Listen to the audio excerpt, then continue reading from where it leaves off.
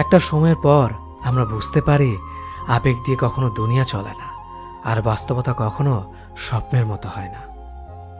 অতীত তোমাকে কষ্ট দেবে, ভবিষ্যৎ তোমাকে স্বপ্ন দেখাবে, আর বর্তমান সবসময় তোমার পাশে থাকবে। তাই শুধু বর্তমান নিয়ে ভাবো। মানুষকে তোমার দুর্বলতা বুঝতে দিও না, কেননা মানুষ তোমার দুর্বলতা জানলে তা নিয়ে খেলা করতে আনন্দ পাবে।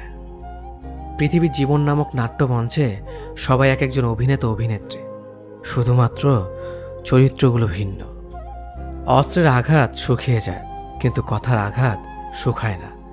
তাই কাউকে কিছু বলার আগে একটু চিন্তা করে বলবেন। যে তোমায় আঘাত করেছে তাকে ভুলে যাও, কিন্তু সেই আঘাত থেকে তুমি যা শিক্ষা পেয়েছো তা কখনো ভুলে যেও না।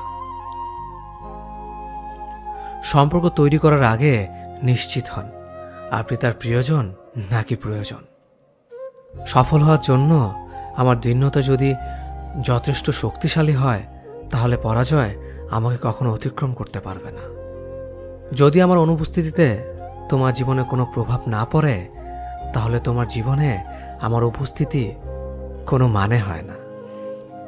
শৈশব থেকে 3টি জিনিস শেখা দরকার: সর্বদাই খুশি থাকো কোনো কারণ ছাড়াই, সর্বদাই ব্যস্ত থাকো কোনো কাজ নিয়ে, কিভাবে ছোট ছোট জিনিসগুলি চেয়ে নেওয়া যায় কোনো ইগো ছাড়াই।